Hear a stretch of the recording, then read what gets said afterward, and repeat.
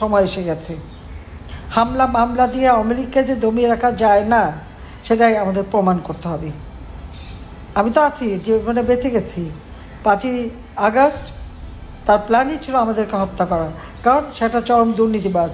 ইউনূসের বিরুদ্ধে দুর্নীতি দমন কমিশনে 6টা মামলা ছিল, ট্যাক্স ফাঁকি দেওয়ার মামলা, লেবারদের অর্থ আত্মসাৎ করার জন্য লেবার কোর্টে সাজাপ্রাপ্ত দণ্ডিত আসামি হচ্ছে ডক্টর মোহাম্মদ ইউনূস।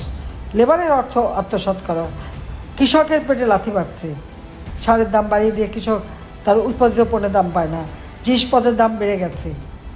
রোহিঙ্গাদের ফেরত পাঠাবে কথা দিয়েছিল, তারা নাকি ঈদ করবে, এখন আরও 2.5 লক্ষ ঢুকে গেছে, 1.5 লক্ষ নিবন্ধিত। একটা জিনিসও তো রাখতে পারে, আর দেশ বিক্রি করে দিয়ে আমাদের সব কিছু বেচে দিয়ে ক্ষমতায় থাকার চেষ্টা। কাজে এর হাত থেকে দেশকে মুক্ত করতে হবে, সবাইকে ঐক্যবদ্ধ হতে হবে। ওই কথা বলতে গেলেই ওর বিরুদ্ধে ওগুলি বন্ধ করতে হবে। যে যেখানে যেভাবে আছেন সেভাবে তাকে কাজ করে যেতে হবে। একবার জনগণের সাথে নিয়ে রুখে দাঁড়ানো, ওরা কিচ্ছু করতে পারবে না। ওদের কাছে অনেক অবৈধ অস্ত্র আছে আমরা জানি, কিন্তু জনগণের শক্তি তার থেকে বেশি। ওদের যদি অস্ত্র থাকে, আমাদের নৌকার বৈঠা আছে, লগি বৈঠা আছে, সব কিছু আছে, এটা মাথায় রাখতে হবে। কাজে সবাই ঐক্যবদ্ধ হবেন। বাঁশের লাঠি আছে, বৈঠা আছে, আবার চিন্তা কিসে।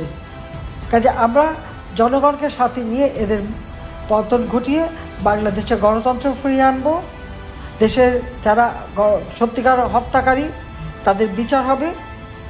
আর ওই সেনা সদস্য, পুলিশ এবং আওয়ামী লীগের অগণিত নেতাকর্মী প্রত্যেকের মামলা প্রত্যাহার করতে হবে। যারা বন্দী তাদের মুক্তি দিতে হবে। যারা প্রকৃত অগ্নিসন্ত্রাসী এবং পুলিশ এবং আওয়ামী লীগ সংখ্যালঘু হত্যাকারী, আইনজীবী হত্যাকারী, সাংবাদিক হত্যাকারী, তাদের বিচার হবে বাংলাদেশে। আপনারা জনগণের পাশে যান। জনগণই আমাদের একমাত্র শক্তি। আর জনগণের কল্যাণ জন্য খুব সাধারণ মানুষ অনেক কষ্টে আছে। আমরা তো খাদ্য স্বয়ংসম্পূর্ণতা অর্জন করেছিলাম। আমরা তো রোগে বিনা পয়সায় চিকিৎসা করতাম, 30 প্রকার ওষুধ দিতাম কমিউনিটি ক্লিনিক দিয়ে। আমরা ঘরে ঘরে বিদ্যুৎ দিয়েছি। আজকে সে সব ঘর অন্ধকার করে দিচ্ছে।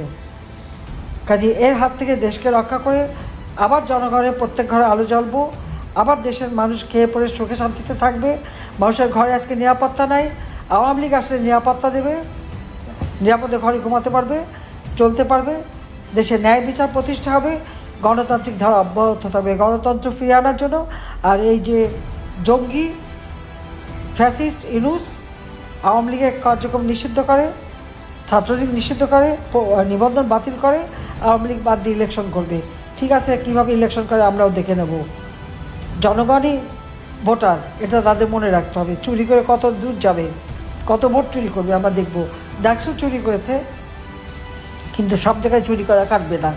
কাজে সবাই জনগণই ভোটের মালিক, এই কথা মনে রেখে সবাই ঐক্যবদ্ধ হন। ইনশাআল্লাহ জনতার জয় হবেই হবে। জয় বাংলা, জয় বঙ্গবন্ধু। বাংলাদেশ চিরজীবী হোক। খোদা হাফেজ।